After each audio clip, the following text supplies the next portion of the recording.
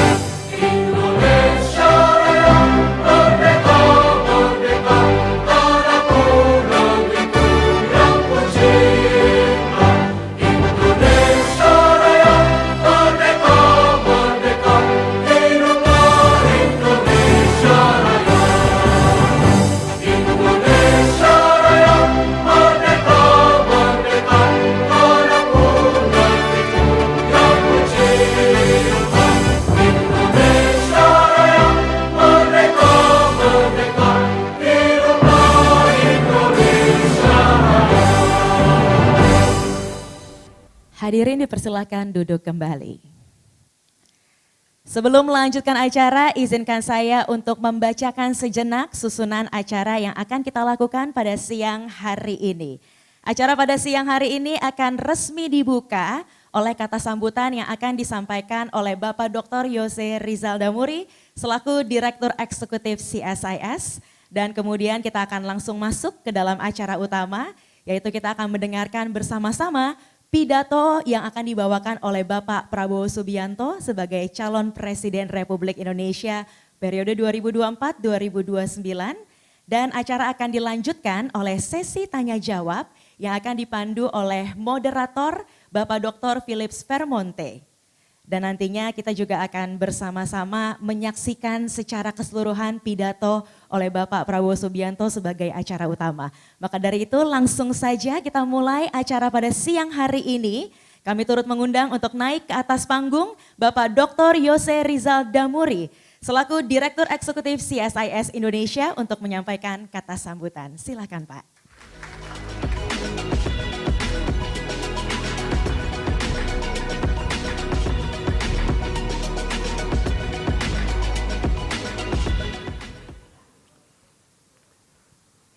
Selamat siang Bapak Ibu semua yang saya hormati. Selamat datang di auditorium CSIS serta tentunya selamat bergabung kembali di rangkaian acara Pidato Calon Presiden mengenai arah kebijakan dan strategi luar negeri Indonesia. Ini adalah rangkaian yang terakhir, tapi tentunya ini yang tentunya kita sama-sama tunggu-tunggu. Merupakan hari terakhir kita di dalam rangkaian pidato ini, tetapi sangat memberikan makna yang tentunya akan kita dengarkan semua. Selamat juga bergabung bagi para rekan-rekan, para partisipan yang bergabung melalui kanal Zoom dan YouTube CSIS. Selamat datang kembali. Izinkan saya atas nama CSIS mengucapkan terutama selamat datang secara khusus kepada yang terhormat Bapak Menteri Pertahanan Republik Indonesia Bapak Prabowo Subianto yang juga merupakan calon presiden di pemilihan presiden tahun 2024 mendatang.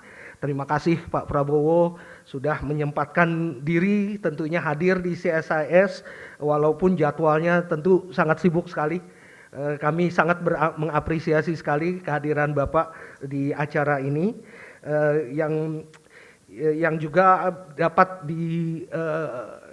kita gunakan untuk memaparkan pandangan mengenai kebijakan luar negeri Indonesia ke depannya dan tentunya berdiskusi dengan kita semua di sini Pak. Terima kasih sekali lagi Bapak Prabowo. Terima kasih juga tentunya kepada Pak Vermonte yang bersedia untuk menjadi moderator di acara hari ini. Ya, kita tentunya mengharapkan bahwa berbagai diskusi-diskusi kita ini nanti akan menjadi memberikan kontribusi kepada pembentukan kebijakan luar negeri yang lebih baik ke depannya. Saya juga ingin mengucapkan banyak terima kasih atas kehadiran Bapak dan Ibu semua, baik dari kalangan diplomatik di Jakarta dan perwakilan negara mitra Indonesia. Kalau tidak salah Pak Prabowo, ada representatif dari 80 negara mitra yang datang pada hari ini. Ya, tentunya kita senang sekali semua bisa hadir di sini. Ya, ada juga peserta dari masyarakat akademik dan bisnis, serta Bapak Ibu rekan-rekan dari pemerintahan, di samping tentu saja teman media, rekan-rekan dari media. Kami menginisiasi acara ini berangkat dari perhatian kami terhadap berbagai isu luar negeri. Mungkin Bapak Ibu sekalian sudah mengetahui bahwa selama 52 tahun CSIS berdiri, isu-isu luar negeri, kebijakan luar negeri merupakan salah satu kebijakan yang fokus dari perhatian kami di sini. Oleh karena itu CSIS mencoba menyelenggarakan acara hari ini atas beberapa pertimbangan sebenarnya. Pertama, kami melihat bahwa saat ini situasi dunia sedang banyak mengalami permasalahan. Mungkin bisa dibilang tidak baik-baik saja. Ya, kita masih menghadapi pemulihan dari pandemi COVID-19 yang sering sekali tidak berjalan sesuai dengan harapan. Belum lagi permasalahan geopolitik dan keamanan di berbagai belahan dunia, serta juga permasalahan yang mungkin menjadi permasalahan eksistensial bagi kehidupan manusia, yaitu bagaimana bertransisi menjadi kehidupan yang lebih hijau dan mitigasi perubahan iklim. Dan di sini kami menganggap bahwa Indonesia sebagai salah satu kekuatan middle power sebenarnya mempunyai potensi untuk memberikan kontribusi yang lebih besar. Sayangnya memang perhatian kepada berbagai isu luar negeri relatif masih rendah. Dalam proses pemilu misalnya, isu-isu kebijakan luar negeri jarang sekali dibicarakan dan memang belum menjadi isu krusial dalam mempengaruhi sentimen para pemilih ataupun menjadi tema utama, salah satu tema utama di dalam kampanye. Tetapi menurut kami di CSIS, dinamika politik dunia serta berbagai tantangan yang kita hadapi kedepannya akan membutuhkan kepemimpinan yang mempunyai visi dan strategi yang jelas atas kondisi global yang sekarang ini cepat berubah. Kepemimpinan juga harus dapat menggalang ke elemen-elemen kekuatan bangsa untuk memberikan respon yang tepat. Di samping tentu saja memanfaatkan kesempatan yang muncul dari berbagai perubahan politik dan ekonomi internasional tersebut. Dalam visi dan misinya, Pak Prabowo dan Pak Gibran sebenarnya juga menjelaskan bagaimana program prioritas untuk memperkuat pertahanan dan keamanan negara, serta memelihara hubungan internasional yang kondusif. Tentunya melalui pidato ini kami sangat berharap sekali Pak Prabowo dapat mengelaborasi hal tersebut lebih jauh lagi, mengelaborasi berbagai agenda tersebut, serta juga menjelaskan bagaimana arah kebijakan luar negeri yang diusulkan pasangan Prabowo dan Gibran. Sepengetahuan saya ini acara pertama yang fokus membicarakan permasalahan-permasalahan luar negeri dan juga kebijakan luar negeri kita. Rekaman dari rangkaian acara ini di sosial media telah ditonton ratusan ribu orang. Jadi tentunya kita berharap, kami di CSIS berharap berbagai kalangan yang berkepentingan dapat memperoleh informasi yang lebih fokus dan mendalam mengenai arah kebijakan luar negeri Indonesia ke depannya. Sekali lagi saya ingin mengucapkan terima kasih kepada Bapak Prabowo Subianto atas kehadirannya bersama kami hari ini. Saya juga ingin mengucapkan selamat mendengarkan dan selamat berdiskusi bagi Bapak, Ibu, dan hadirin sekalian yang telah datang ke acara kami. Terima kasih banyak. Kita berikan tepuk tangan yang meriah untuk Bapak Yose Rizal selaku Direktur Eksekutif CSIS Indonesia. Dan sekarang kita akan memasuki acara utama pada siang hari ini, yaitu pidato yang akan disampaikan oleh Bapak Prabowo Subianto mengenai arah dan strategi politik luar negeri. Acara inti pada hari ini akan dipimpin oleh moderator kita, yaitu Bapak Dr. Vermonte selaku Senior Fellow CSIS Indonesia. Beliau saat ini juga menjabat sebagai Dekan Ilmu Sosial Universitas Islam Internasional Indonesia dan merupakan seorang cendekia ternama Indonesia yang banyak mengamati mengenai kondisi politik komparatif. Langsung saja panggung saya serahkan kepada Bapak Dr. Vermonte. Kita berikan tepuk tangan yang meriah untuk acara inti kita pada siang hari ini.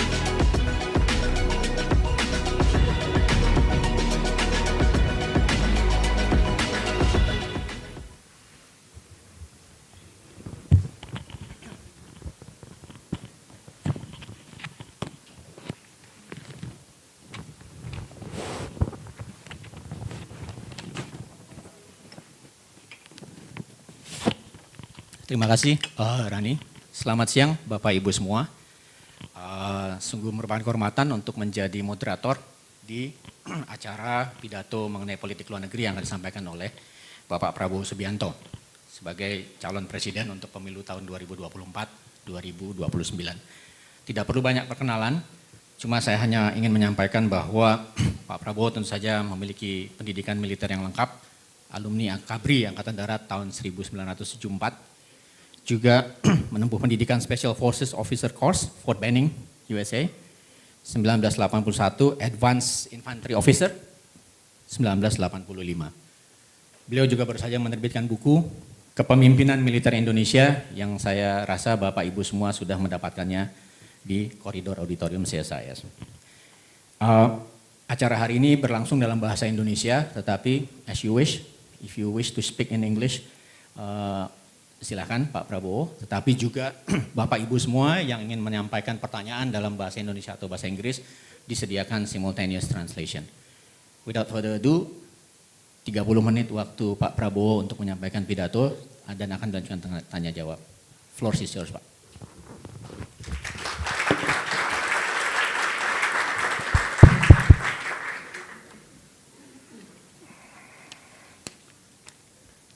Bismillahirrahmanirrahim. Assalamualaikum warahmatullahi wabarakatuh. Selamat siang, saudara-saudara sekalian. Salam sejahtera untuk kita semua. Shalom, Om Swastiastu. Namo Buddhaya, salam kebajikan. Yang saya hormati, Bapak Harican Silalahi, Ketua Pembina Yayasan CSIS, Bapak Yusuf Wanandi, Wakil Ketua Pembina Yayasan CSIS, Bapak Dr. Hasan Wirayuda, oh maaf Pak, pangling saya Pak, anggota Pembina Yayasan CSIS, Bapak Profesor Jisman Simanjuntak, Ketua Pengurus Yayasan CSIS, Ibu Clara Yuwono, Wakil Ketua Pengurus Yayasan CSIS, Ibu Dr. Mari LK Pangestu, anggota Pembina Yayasan CSIS, Ibu Ria Murdani, anggota pengawas Yayasan CSIS, Bapak Dr. Rizal Sukma, Bapak Dr. Yose Rizal Damuri, Eksekutif Direktur CSIS. Ibu Dr. Medlina Henditio, Wakil Direktur Eksekutif Bidang Operasional CSIS. Ibu Dr. Syafiah Muhibat, Wakil Direktur Eksekutif Bidang Studi CSIS. Bapak Dr. Philips Vermonte, Senior Fellow CSIS, yang hadir mendampingi saya hari ini, Letnan Jenderal TNI Purnawiran Safri Samsudin, Ibu Metia Hafid, Ketua Komisi 1 DPR RI dan Wakil Ketua Tim Kampanye Nasional saya, Letnan Jenderal TNI Purnawirawan Hotman Mangaraja Panjaitan, mantan duta besar kita di Perancis, Laksamana Madya TNI Purnawan Didit Ashraf, mantan wakil kepala staf Angkatan Laut dan wakil gubernur Lemhanas, dan seluruh duta besar negara-negara sahabat yang hadir di sini. Karena begitu banyak perwakilan dari negara asing, ada 80, dalam rangka menghormati para tamu, as a courtesy, I would like to give my talk in English.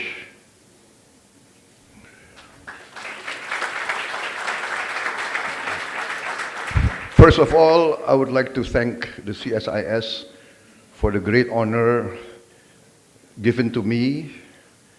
I'm being invited here at this very illustrious and very famous and very important institution.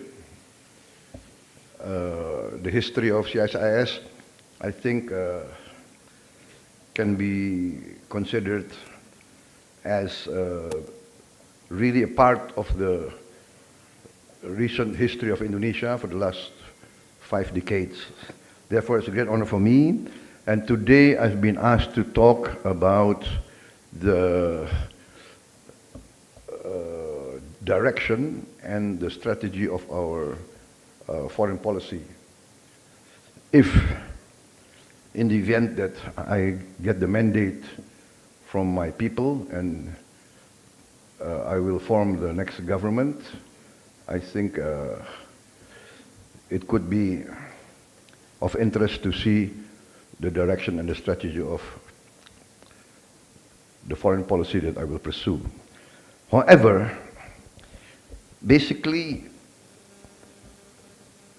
I think all observers of Indonesia will realize that the tradition of Indonesia's foreign policy has been very, very clear. From the early days of our independence and our sovereignty, we have opted for an independent foreign policy guided by the principles of non-membership of any geopolitical bloc. Our tradition in foreign policy has always been non-aligned. We do not wish to be part of any geopolitical bloc. And this tradition, I think I am committed to continue and to pursue, because it is not only in our tradition, it is the wish of the majority of the Indonesian people, and more importantly, it's in our national interest. Indonesia, because of our history, because of our geographical position, we are basically in the middle of great civilizations. We are at the crossroad of great civilizations. We have been the crossroads for many, many centuries. Even now, we are in the middle of very important trading routes, strategic waterways. We are, I think, maybe the second or the third longest coastline in the world. We depend on trade. We have always depended on trade from our early existence as independent sultanates, principalities, etc. We live on trade. We are dependent on trade. So therefore, it has become our perceived interest to have this tradition, what I call the good neighbor policy. We want to maintain a policy of good neighborliness in our region and also in the world. Number one, this is in our strategic interest. What I call, even our defense outlook will be based on this premise. A web of strong friendship. This web of strong friendship will actually be our strongest pillar of foreign policy, and in the end, also our defense policy. Why? Because of the common denominator that every country in the world faces, especially in Southeast Asia. We need peace and stability for our economy to flourish, and we need our economy to flourish to bring prosperity to our people. That, in the final analysis, is the duty of any government. We must eradicate poverty. A regime, a government, a national leadership that cannot take care of its own people does not have any right to comment on the policies of other countries. We must take care of our own household first. We must take care of our people. for this, for our economy to flourish, we need peace and stability. We need good relations with all countries. We need this relationship web that will invite foreign investment, that will open markets for us, that will create jobs for our people, and in the final analysis, to eradicate poverty. Basically, that is my speech. Short and sweet, I think, right? I think this is the shortest speech I have made this year, you know. Because the tendency is for any politician, you know, once they get a microphone in front of them, they don't want to let go. But I realize so many distinguished ambassadors and so many distinguished leaders here, so I think I'll keep it short and to the point. This is our policy. This is our tradition. This is our conviction. We will not be part, as long, if I get the mandate, I will maintain this tradition. We will not join any bloc. We will not be part of any military alliance that is against our tradition. And in my conviction, it is against our national interest. We respect all the great powers in the world. The West has contributed great contributions to humanity. The East also. China has been a great civilization for thousands of years. Basically, it is the oldest human civilization in recorded history. India also. All the other powers, Russia, we respect. Russia has been a good friend of Indonesia.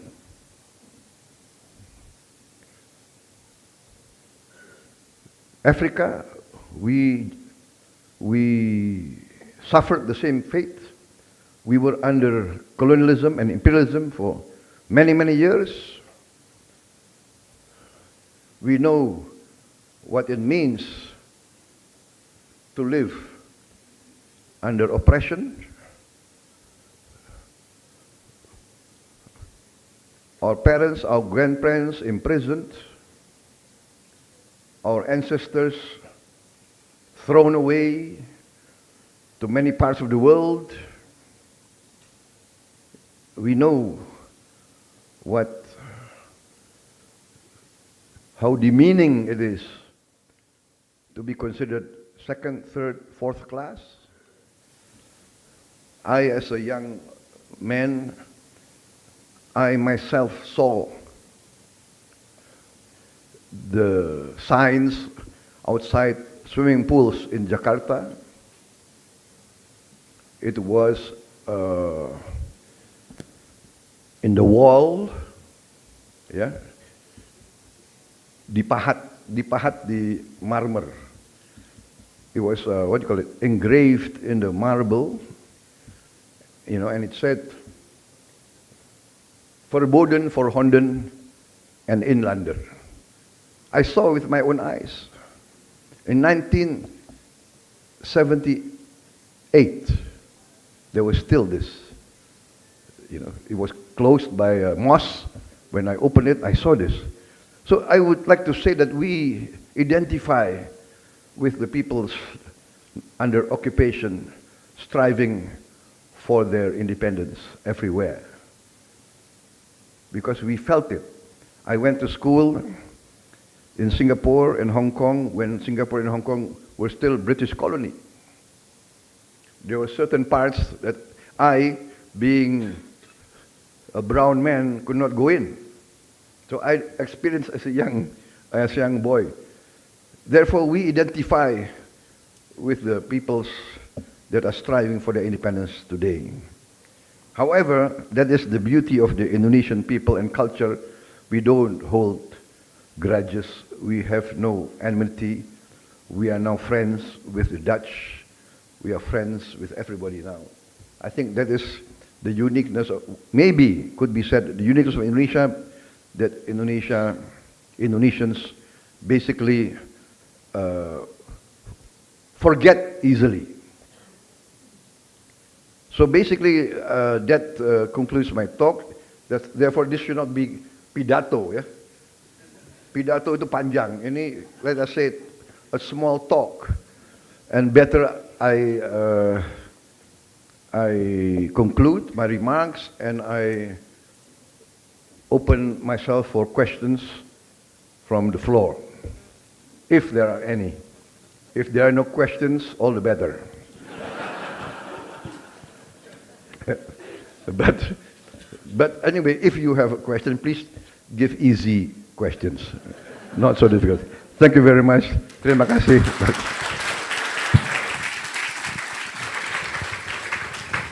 Terima kasih, Bapak Prabowo. Now you give me a hard job to do because we are allotted not half an hour, so I have to fill in.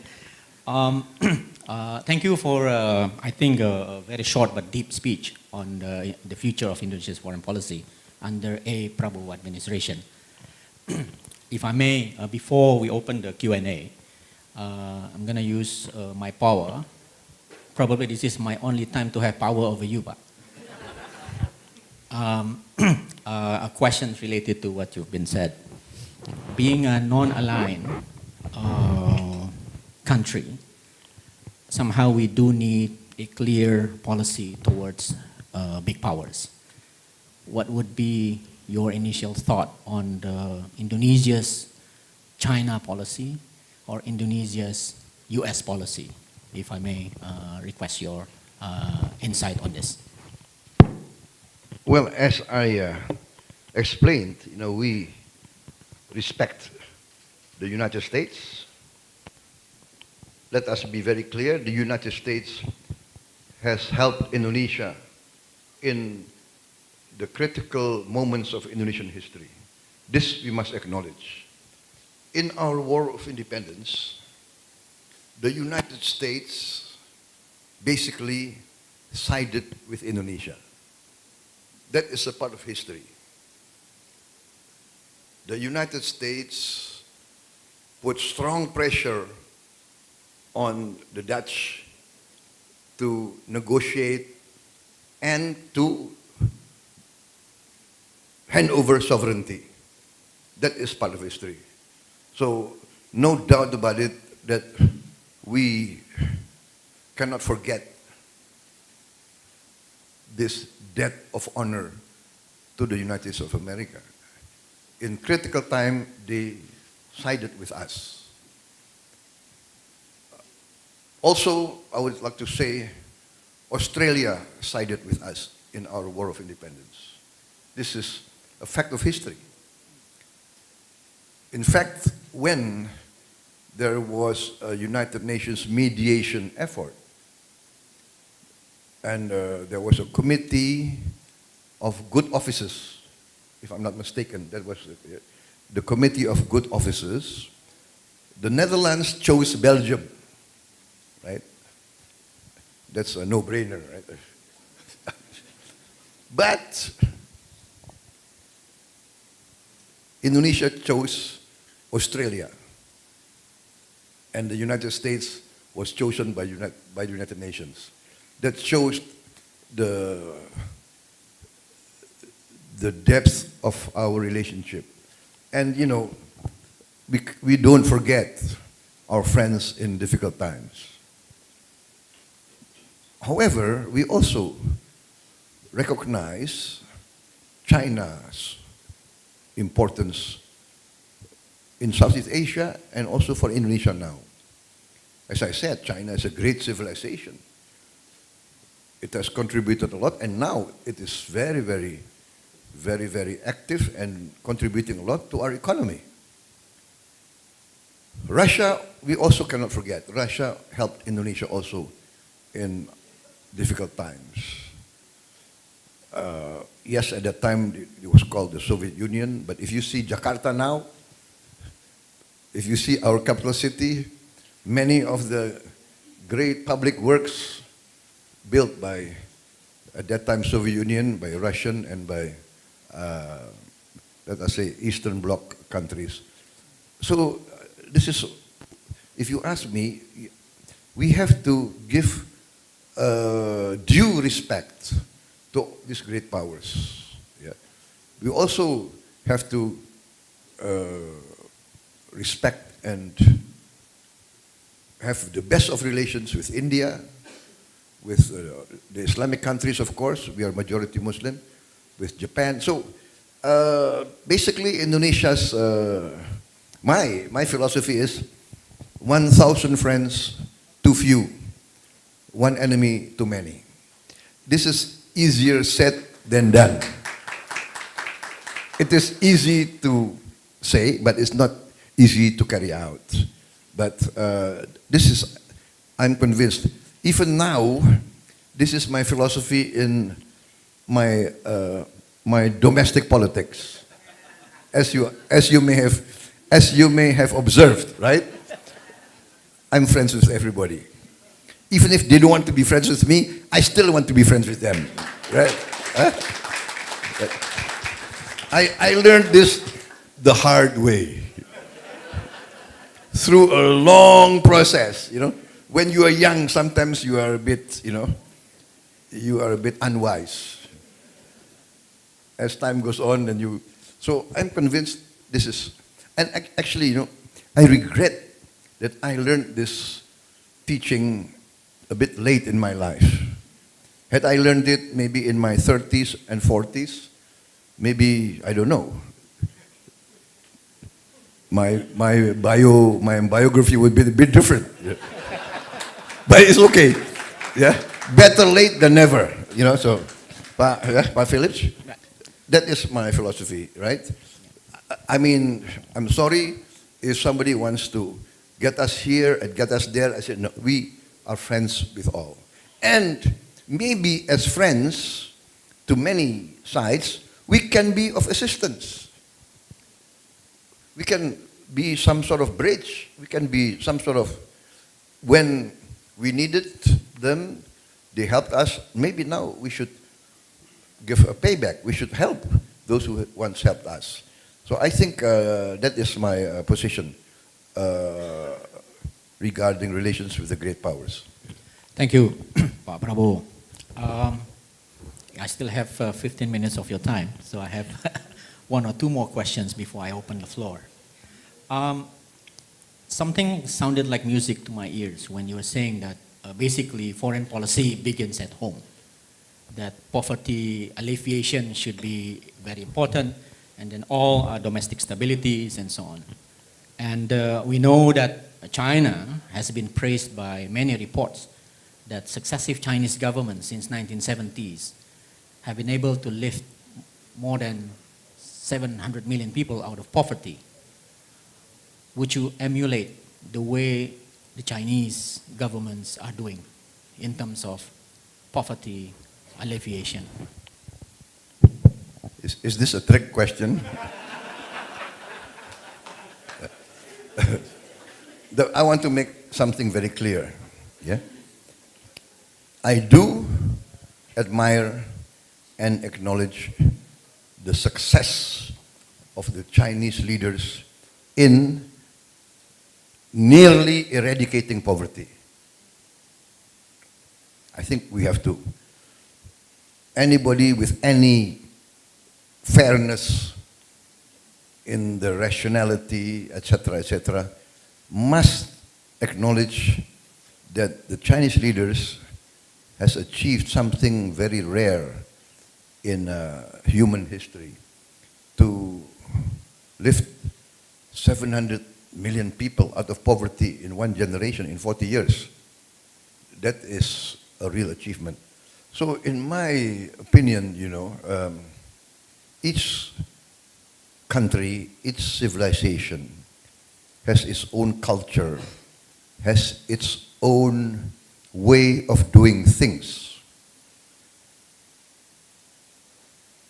If a government in one country succeeded in mitigating or even eradicating poverty, I think it behooves us to try to learn how they did it. But it does not mean that we can copy their methods. Maybe their methods is not in tune with our culture. So we have to adjust. At the same time, you know, many of our people, especially the educated elite, you know, for the last 50 years, maybe 60 years, we have been always looking to the West. I think it's normal. We were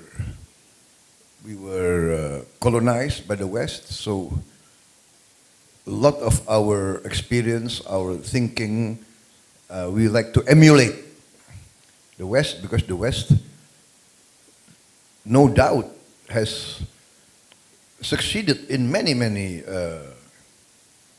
fields.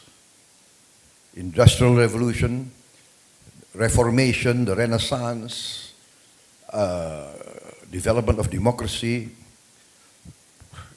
We must acknowledge the great strides of the West.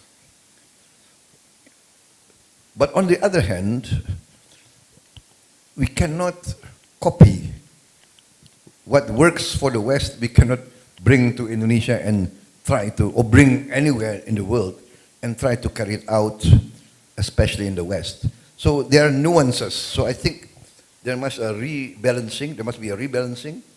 And now we have to learn from other countries, from the East, the Japanese experience, the Korean experience, the Chinese experience, the Indian experience.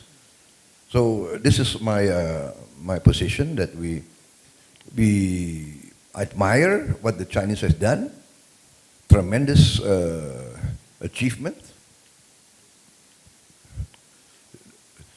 I mean, and I think many of the Chinese leaders are true to their principles and true to their conviction. They understand that they have to serve the people.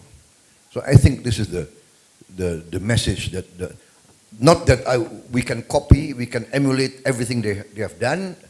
No, we have our way of doing things. They have their way of doing things. Yeah, we can emulate. Maybe their commitment against corruption, their focus on education, their strong discipline, their strong national pride. You know, this we admire. You know, if you go to a Chinese high school, you will find out they spend many hours in the school. They go home maybe at 9 o'clock at night. So this type of dedication, this type of commitment, it's something that it behooves us to study and to try to adopt some of the best practices. Thank you. Thank you. Please give a round of applause to Pak Prabowo's response to the two questions. Now, I think I'm going to ask our former foreign minister, Pak Hasan Wirayuda, the honor to ask a question. Silakan Pak Hasan.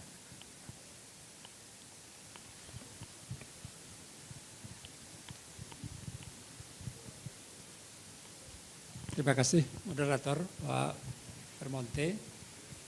Pak Prabowo yang saya hormati, pertama penghargaan dan terima kasih saya atas pidato tentang arah dan strategi politik luar negeri Indonesia.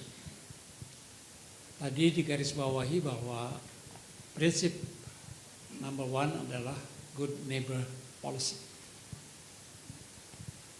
Pasti menurut tangkapan saya tidak hanya neighbors yang punya direct border dengan Indonesia.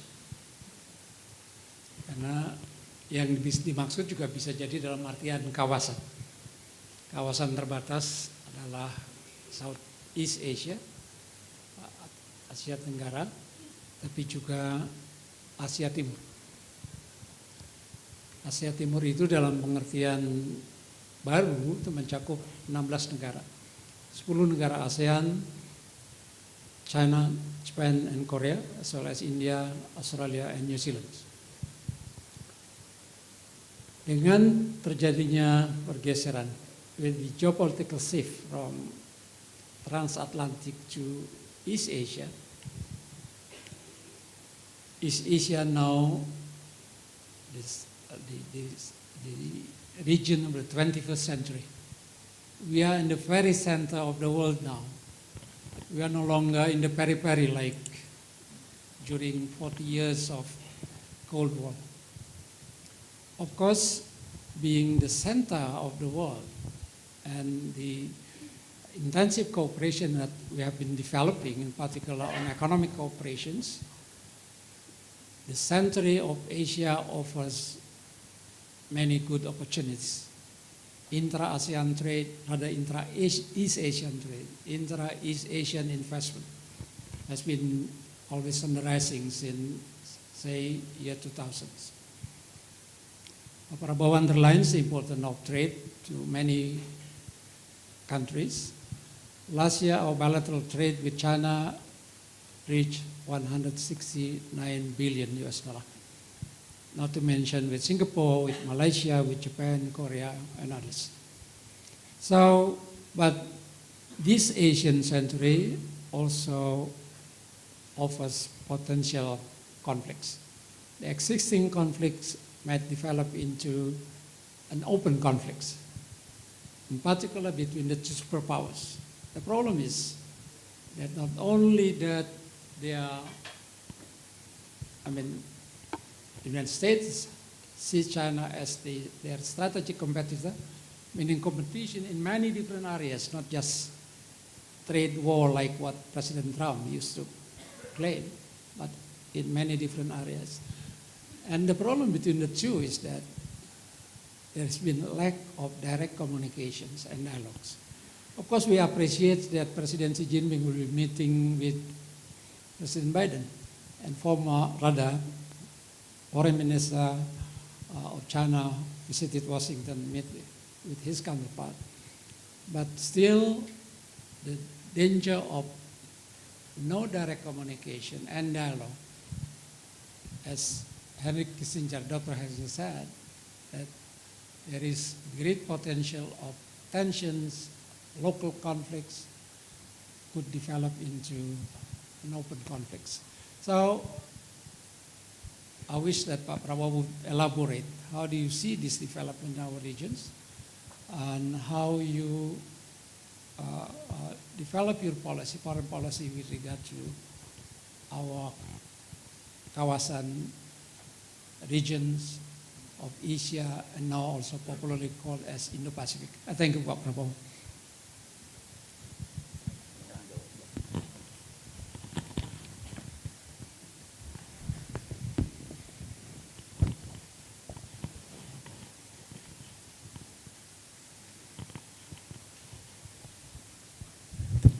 Tadi Bapak berdiri, jadi saya juga berdiri untuk jawab ya. Yes, the competition, the rivalry between two great powers is a matter of concern for us, and these rivalries has been occurring during the long history of mankind. There will always be one power who will feel threatened by the rise of a new great power, and this is the history of mankind. And sad to say that in the history of mankind, a lot of these competitions ended in open war.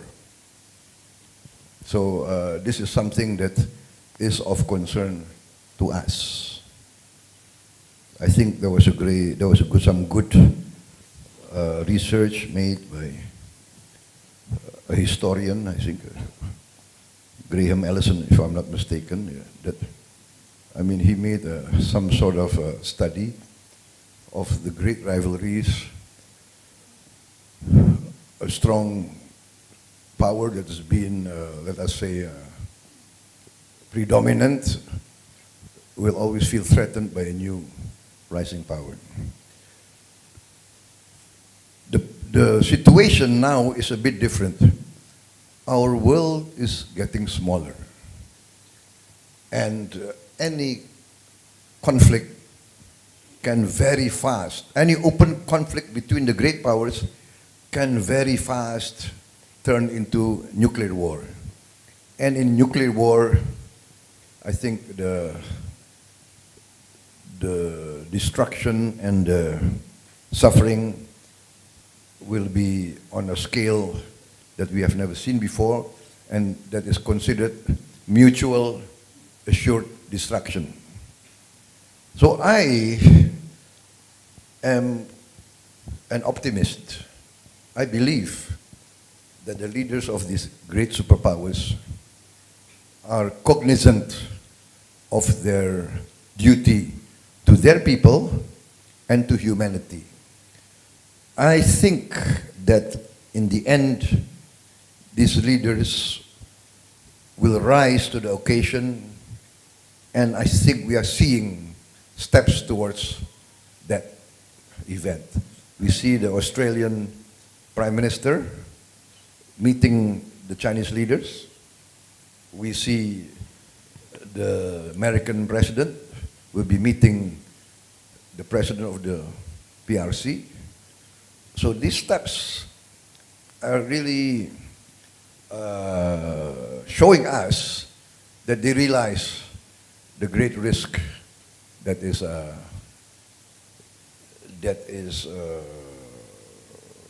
can erupt if this competition is not calibrated. So I'm a bit optimistic. I think because any open conflict will result in all sides suffering. And as a former military man, when we have these simulations and let us say war games, we can calculate. And if the advantage is not commensurate with the loss, I think a rational leader will want to avoid open warfare. And I think this is the way of the world now. So I am hopeful that with these meetings and the competition will be there, and why not?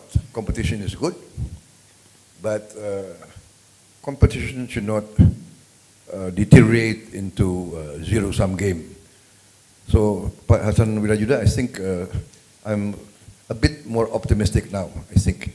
And I think my instincts have shown to be a bit correct in many parts of the world, that we, the people of the world, would like collaboration, not conflict. And I think this is the trend of the world. We are so small now, the planet is getting smaller. We have problems with climate change.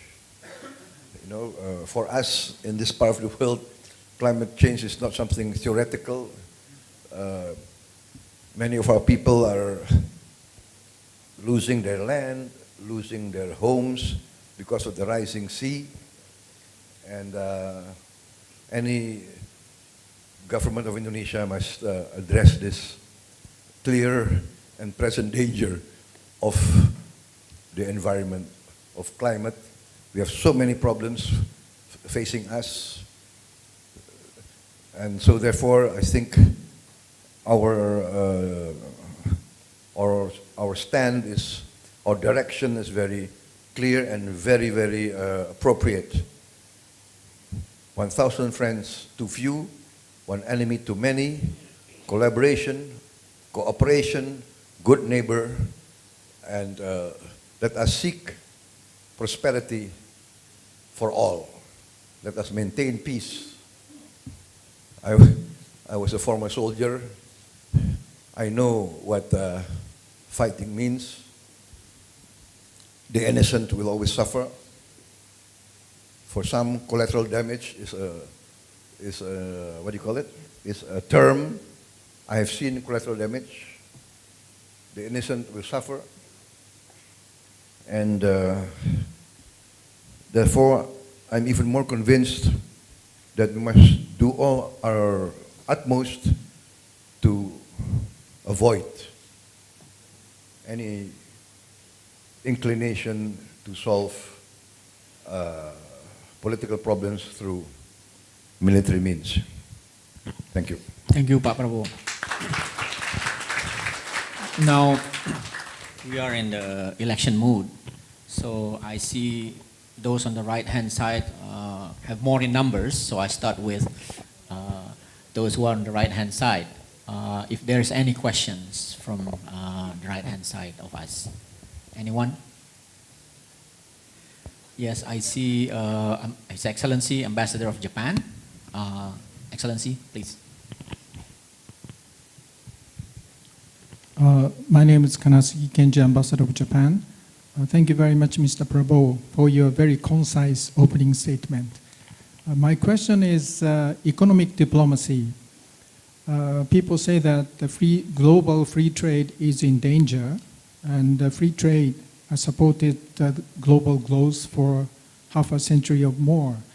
Of course, strategic rivalries between the United States and China is one thing, but at the same time, on the Indonesian front, Indonesia's export restrictions on raw materials such as nickel has been a contentious issue in the WTO for quite some time. And also Indonesia's import restrictions and sometimes excessive local content requirement is getting a hindrance to trade and investment between Indonesia and its trading partners. So once elected, how are you going to resuscitate global free trade, and also how you address Indonesia's trade and investment policy? Thank you very much. Thank you. Ambassador, please, Pak Prabowo.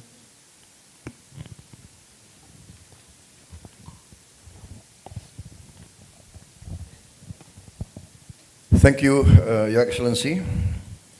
Yes, in principle, we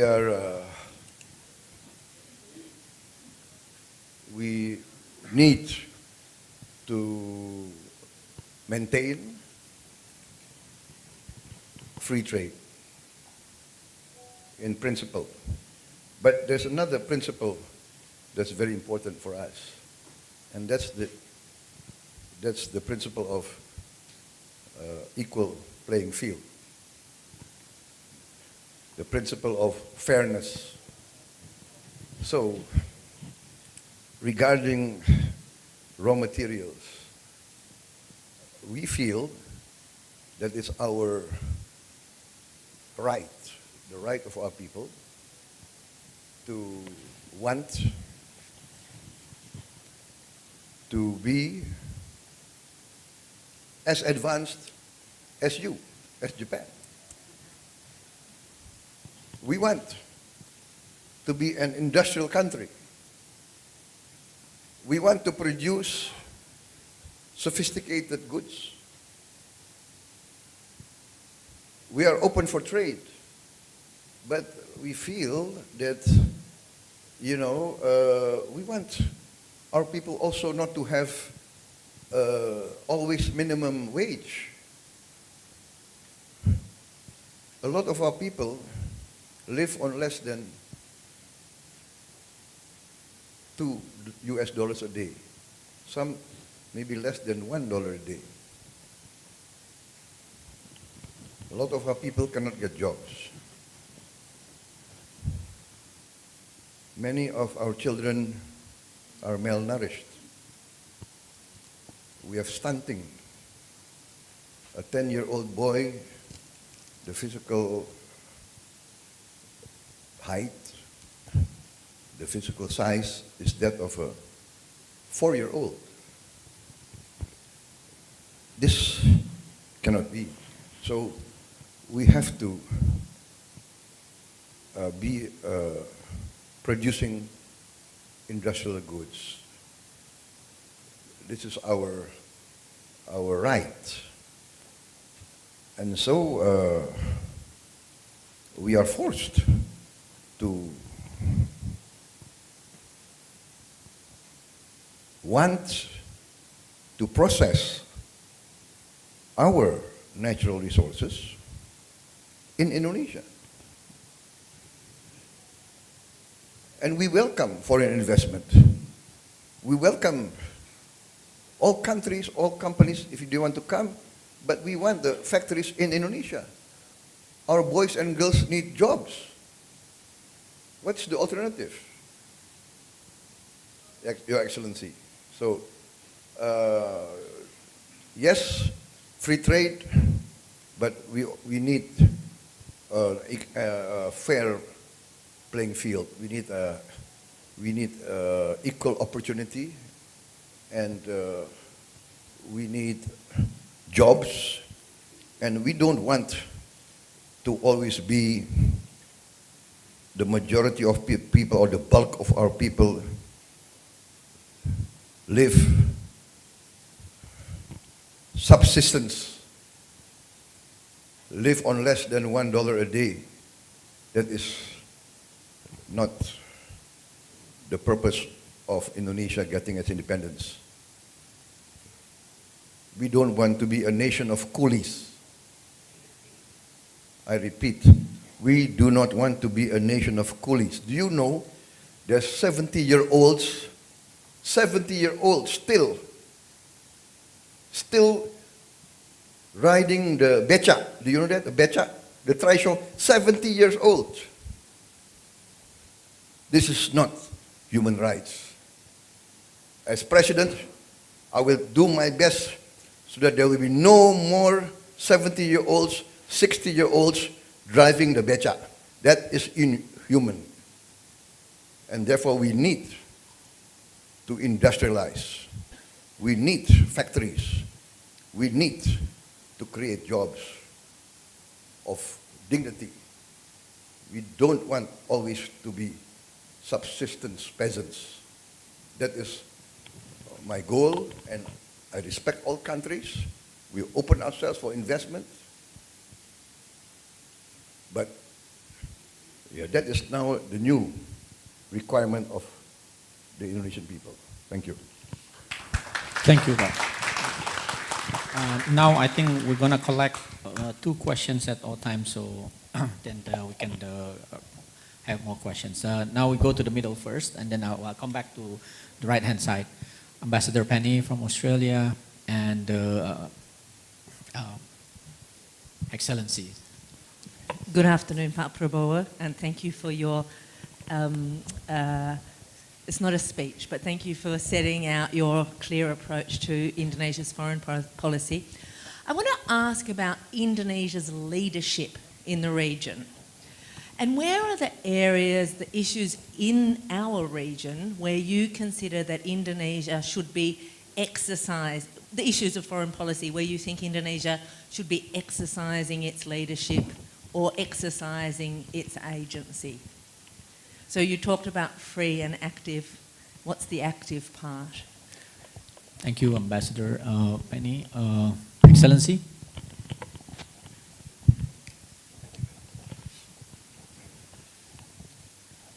My name is Benedetto Latteri. I'm the Italian ambassador. Thank you for your introduction, Mr. Minister. My question is more or less the same like the Australian colleague. Which is your attitude towards European Union?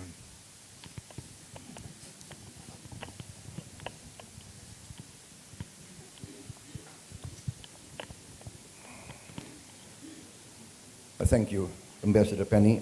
Thank you very much. Leadership. You know, I believe leadership is by example. So Indonesia, if we want to really be considered a leader in the region, we must show that we could get our act in order, that we can take care of our people. If we cannot take care of our people, how can we claim a position of leadership? So therefore, my priority is to mitigate, or even we have to be daring, we have to eradicate poverty. I think I'm very lucky because if I were to receive the mandate next year, I will be continuing 10 years of, I would say, successful economic management by President Joko Widodo and his administration. The parameters, the figures are very, very clear. On many, many sectors, the number of kilometers of highways built, the number of dams built, the number of airports built, the number of ports built, the number of roads built, the recipients of a lot of government assistance. We have become basically a welfare state. We are taking care of our poor and our weak. Are we satisfied? No. Do we have to do better? Yes. Is there corruption? Yes. Is there leakage? Yes. We must address that. Our education system has to be improved. Yes. And so that's my answer. And when you ask what's the active part, we will always be active in pushing for promoting dialogue, peace, negotiation. We always will be consistent. We always will try to push for compromise in all matters. That's our active part. And I repeat again, my conviction, if we are successful in getting rid of poverty in Indonesia, we are successful in promoting an economic model that shows there can be progress, there can be growth, but there is social justice. There's equal opportunity for everybody. That, I think, we will attain a position of leadership. Even now, we are surprised. Many African countries now look Indonesia as another alternative. I've gotten requests from counterparts in Africa. They want to send their officers, their cadets, their soldiers to be trained in Indonesia. They want to buy our equipment. etc., etc., they see another alternative. They see another rising example. And they see that we have the same experience as them. We have our share. We had our share. We were colonized for many years. We have our share of insurrections. We have our share of civil wars, of separatists. They are experiencing that now.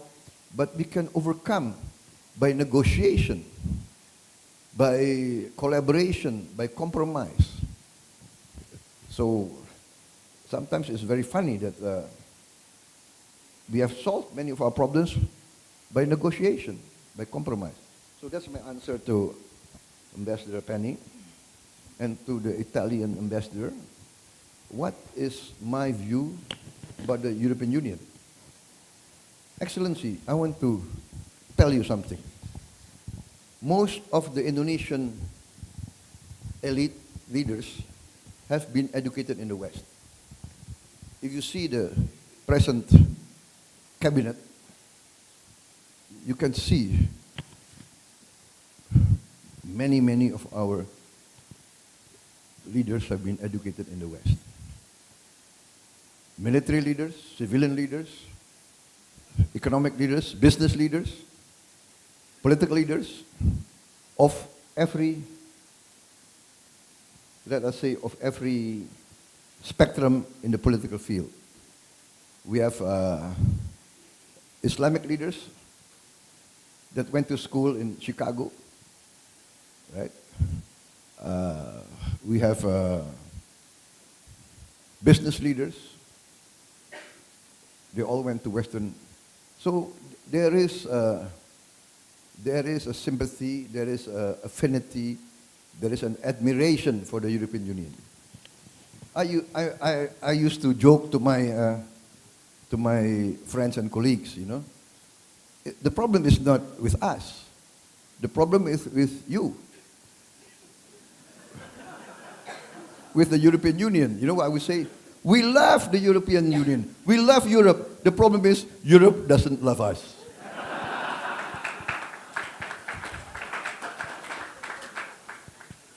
You know? Europe doesn't even know Indonesia. They only know Bali. You know? So that's we admire you. We admire the Renaissance. Yeah? If you ask a 5-year-old Indonesian, you know, where do you want to go? They always say, I want to go to. You know, the first choice of many 5-year-old Indonesians, you know, to be very frank, the first choice, of course, I want to go to America. That's what. There is this goodwill, you know, but what I'm afraid, this is what I'm afraid as a friend. You know, I grew up in Europe. Maybe I know European history maybe better than many Europeans. Maybe. But what I'm saying is this. What I'm afraid of is that Europe will lose your moral leadership. Because, let me be very frank to you, you know the talk between the South leaders, the talk between us, they say the West has double standards. The West teaches us democracy. The West teaches us human rights. But the West has different standards. And you know, this will be very critical. I'm saying this as a friend. I'm afraid the West will lose your moral leadership. Because in the last 100 years, we all are in awe. The last 200, 300 years, we are in awe with your strive, with your achievements. And also, yes, your philosophies. justice, equality before the law, human rights. We admire that, and we emulate. We try to emulate, right? CSIS, one of the strongest pro-Western institution in Indonesia. Am I correct? Pak Yusuf? Yeah? Right? I want to be very frank. Right? Yeah. When I was in the army, they always criticized me, you know that? Right? I'm sorry, I'm not a real politician, you know that? That's why I talk like this, right? We admire you. Seriously. But that's why I say, you know, we love Europe, but Europeans maybe don't love us. You know? So, and then I'm as a friend, I'm saying that please be careful. You will be still strong, you will be still wealthy, but as Hassan Wiraju said, there's a shift in the world. There's a shift in the world. There's a shift. Now, we don't really need Europe anymore. To be very frank. Right? We love Europe. But if Europe doesn't love us, if there's double standard, you know, now is the age of, what do you call it? TikTok, we see everything, CNN, everything. And, you know, people see what's happening. The West has one standard for this, another standard for that. I will not go into details, you know, because 1,000 friends too few, one enemy too many. So. Thank you, Pak Prabowo. Pak Prabowo has been very frank as a friend to European Union. And I think if CSIS criticize you, we criticize you as a friend, Pak. Okay. Okay, I go to the left. Too many hands up. I haven't heard from a female participant, so you, yeah. And then the gentleman in the front. I'll come back. We have plenty of time, and I heard Pak Prabowo would like to extend this discussion until tomorrow morning, right? No? All right, Mbak Ivia, please. Please identify yourself so Pak Prabowo would know. Thank you, Pak Philips. Good afternoon, Pak Prabowo, Yulia Jarot Supatmo, RTV. Question is simple. We talked about it while we were listening. Yulia Supatmo. My colleague and I whispered about it while you were presenting your talk. So this is a bit of a follow-up question to Ambassador Penny. But basically, our question is, so for the past few months, the past year, Indonesian voters have heard that you will continue a lot of President Jokowi's policies. So our question is, does this also apply in terms of foreign policy? And you already mentioned in your short talk that mostly yes. However, maybe we would like a more elaboration. Will you also approach diplomacy the same way that President Jokowi did, in terms of more focus on trade, as opposed to maybe a more assertive role for Indonesia in non-trade and economic issues? You already touched on Indonesia's role in your presidency as a regional power. You will focus first on domestic affairs. However, there are a lot of regional conflicts or issues that may require a stronger leadership role, perhaps from Indonesia, particularly as a member of ASEAN. So maybe we'd like to hear, in your administration, what will that look like? Thank you. Thank you. Gentleman in the front.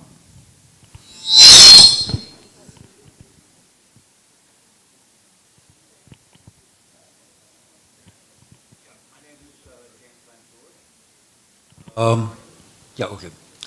I'd like to ask a question about how next year's U.S. presidential elections might impact the U.S.-Indonesian relationship. As you know, when Joe Biden won in 2020, there were there was a collective sigh of relief throughout the region. And then came Donald Trump, right? Back in the polls now. Who could win in next year's elections? So my question is, can you work with Donald Trump? Thank you, Pak. So, please, Pak Prabowo. Can I answer Mr. Van Zorge first? Because that's very easy. Right? I am ready to work with anybody that is lawfully elected by the American people.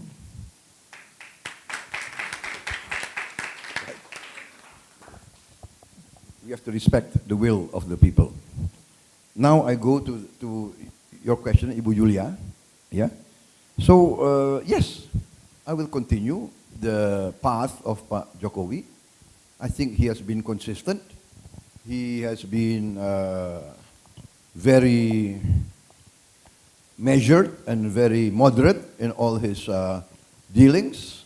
Of course, he has to defend Indonesia's national interest. But I think he maintains the best of relationship with China.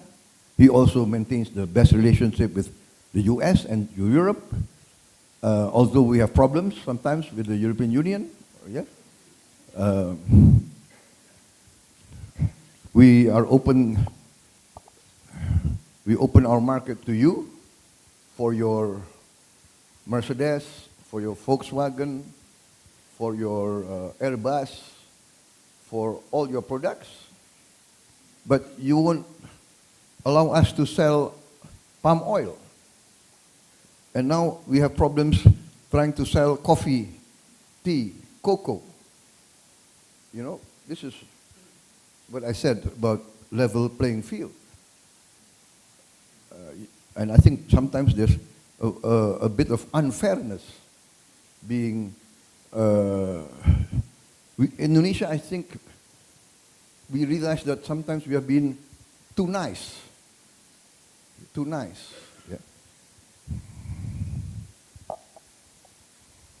So it's not like we are being overly nationalistic. No. We want equal treatment. We want fairness, right? By the way, it was the Europeans who at one time forced us to plant tea, coffee, and chocolate. So if now, please pass on to your European people and European leaders that it was the Europeans who came to our islands and forced us to plant tea, coffee, rubber, cocoa. And now you're saying we are destroying our forest. You destroyed our forest before. I'm sorry. Yeah, Ibu Julia. So I will continue. I will continue dialogue. I will continue collaboration. I don't want protectionism, but I want equal playing field. Saya kira itu, Ibu Julia. Terima kasih.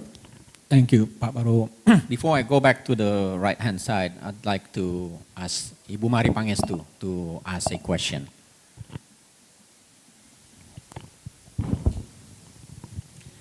Thank you. Terima kasih Pak Prabowo atas penjelasannya tadi. Sudah banyak yang disampaikan. Mungkin ini sekedar follow-up question. You said that we are not non-aligned. We also want to be friends with everybody. But unfortunately, we're also facing the reality of the US-China geoeconomics and geopolitical competition. So that's the reality. So how do we, what's our policy on navigating when these two elephants are fighting? Because we don't want to be trampled in the war between the two. And we are already being trampled. You mentioned about trade and investment. You know, it is affecting the trade and investment. It is affecting openness of markets. You mentioned that in your speech. And it is affecting the way we see things now, because now it's no longer just about politics, security, economics. It's the interrelationship between the nexus between politics, security, economics, and even technology. So how do you see Indonesia navigating this? so that we can continue to develop, we can continue to grow. And you mentioned the bridge, so maybe a little bit follow up from Ibu Penny's question. What should Indonesia do to be a bridge? Since we are friends with everybody, how do we be a bridge? How do we use Southeast Asia? How do we use ASEAN? How do we become heard, either as Indonesia as a middle power or Indonesia with ASEAN and East Asia, whether economically or, I think it has to be together, yeah, what we call a comprehensive security approach, which is really combining the economic issue, the security issue, as well as the technology issue. This is now all interrelated. As you know, economic instruments are being used for security purposes. And we want level playing field, as you said. So how do you think ASEAN can play a role and East Asia more widely?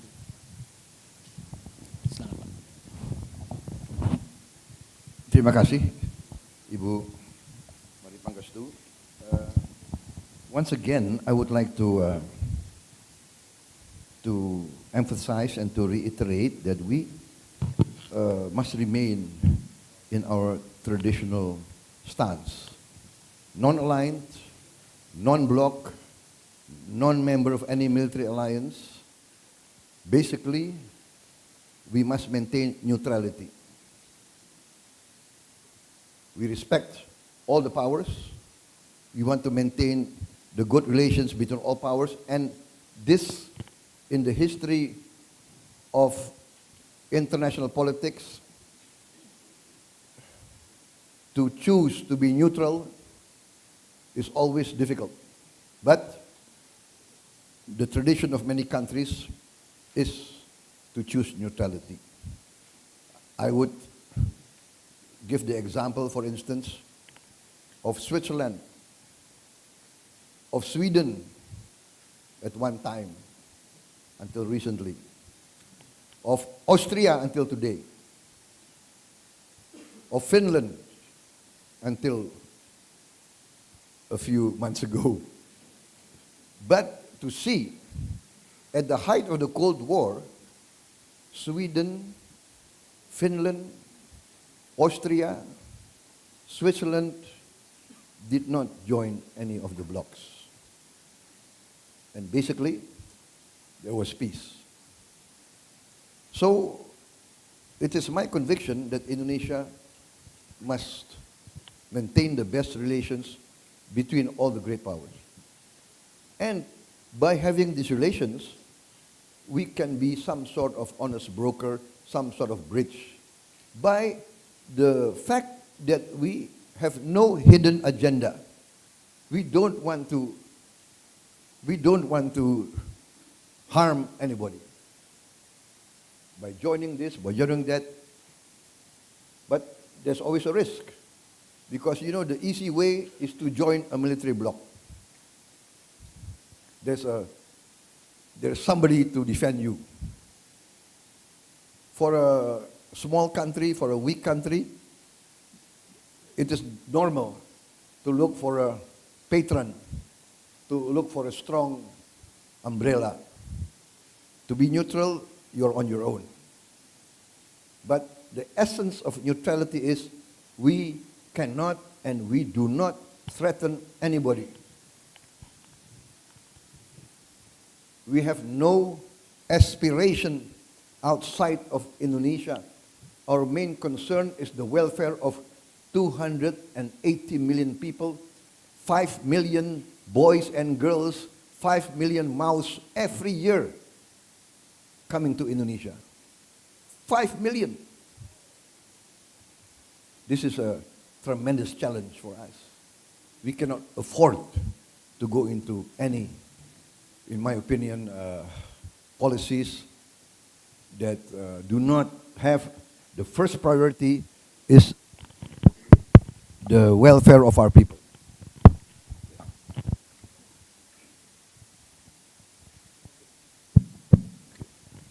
Saya kira itu, Ibu Pangestu.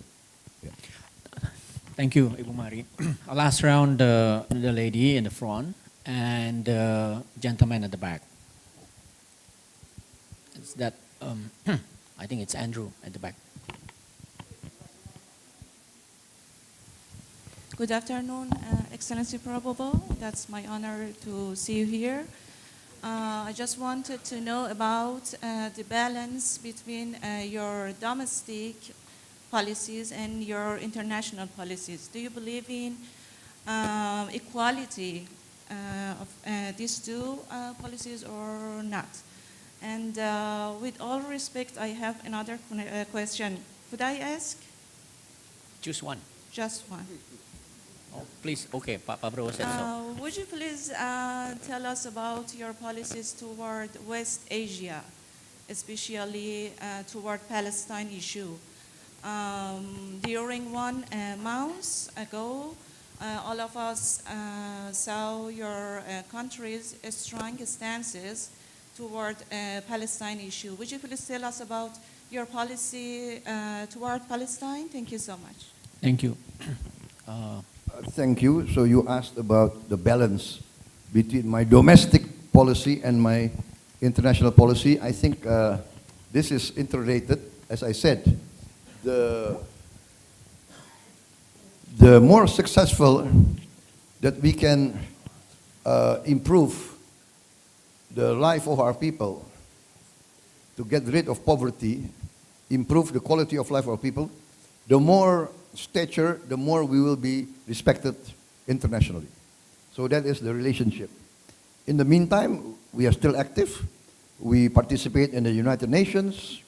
We are one of the strongest contributors for peacekeeping. I think we are top 5 or top 8 in the world to contribute peacekeeping operations. We are active in the Organization of the Islamic Countries. We are also active in G20. We are active in many, many international forums. So we will be active. We will do our best to contribute, whatever we can to contribute. About Palestine, I think Indonesia's policy is very, very clear. From the earliest days, all Indonesian governments support the struggle of the Palestinian people to have their own state, to have their independence. That is, I will continue this policy because that is the policy that is demanded and that is required by our people. We, as I said, we have been colonized. We understand being colonized. So we will do our best to support the Palestinian people. I've offered to send a hospital ship. I've also offered to receive victims of the fighting, the bombings in Gaza.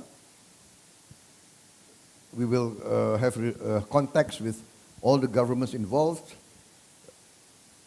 And if the governments involved allow, I talked to my president. He has agreed that we can receive as many victims as needed to come to Indonesia in our hospitals. We have 110 military hospitals. All these hospitals will be open and at the disposal of the victims of the fighting in Gaza. So our policy has not changed and will not change. We support an independent Palestine based on United Nations resolutions, and I think that's the only way for a real solution to the problems of Palestine. Thank you. Thank you, Pak Prabowo. Last one, if I may. Last one from the... Yes, please be concise. Thank you, Pak Phillips. Thank you, Pak Prabowo. My name is Andrew, researcher from CSIS, Department of International Relations. I really respect your policy on international friendship, and probably this is a question as a researcher. Sometimes you just want to go down into the assumptions, and I also am convinced by your assumptions that there would be some mutual assured destruction which prompt many leaders to think rational. In that particular assumptions, how do you think and how do you view the biggest two example of open conflict now in the world, which is Gaza and Ukraine, and how does the way you view Gaza and Ukraine will translate into a lesson learned for our own regional flashpoints, which is South China Sea, which is already in your vision and mission document, and also another potential open conflict, which is Taiwan Strait, relations between China and Taiwan, and also the continuing the nuclear development by North Korea. Thank you. Yes, I mentioned several times, I think, that you mentioned the conflict in Ukraine and Gaza. As you know, Indonesia has tried to do our part, contributing to efforts to achieve some sort of peace in Ukraine. Our president went to Kiev, and our president also went to Moscow. I also in the Shangri-La dialogue, I think was last year, I also put forward proposals for a ceasefire, negotiated settlement,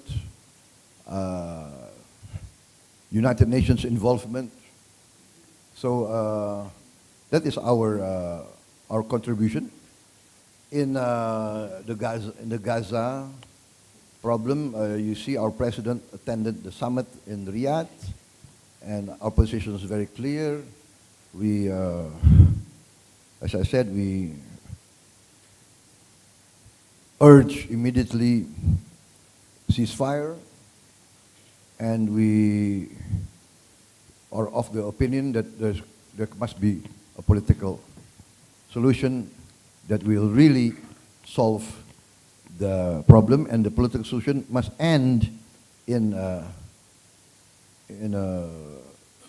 independent, viable state of Palestine. And lessons learned, I think that everybody knows, especially the leaders of these great superpowers, as I said, will know the risk of massive losses on all sides if there is open conflict. And I personally believe that rationality and self-interest will prevail. I think that is, again, my position. Indonesia, I'm convinced, is in the correct stance. I will continue the path not only of Jokowi, but of all the presidents before, that we will maintain our independent foreign policy. We will not be part of any military bloc. We will not be part of any geopolitical bloc. We need to have the best relations with all partners, all countries, especially our neighbors. Neighbors, regional neighbors, and direct neighbors. Saya kira itu jawaban saya. Terima kasih, Pak hadir di sini, Pak Harijan. Terima kasih. Thank you, Pak. I think we've come to kind of the end of the time because Pak Prabowo, I think, must be very, very busy. Please give Pak Prabowo rounds of applause. Now, before we close, this is a friendly question. Your video dancing went viral. In your free time, what type of music do you listen to? Basically, I like all type of music. I like all type of music. All right. Yeah. All right, thank you. Please give Pak Prabowo again one round of applause.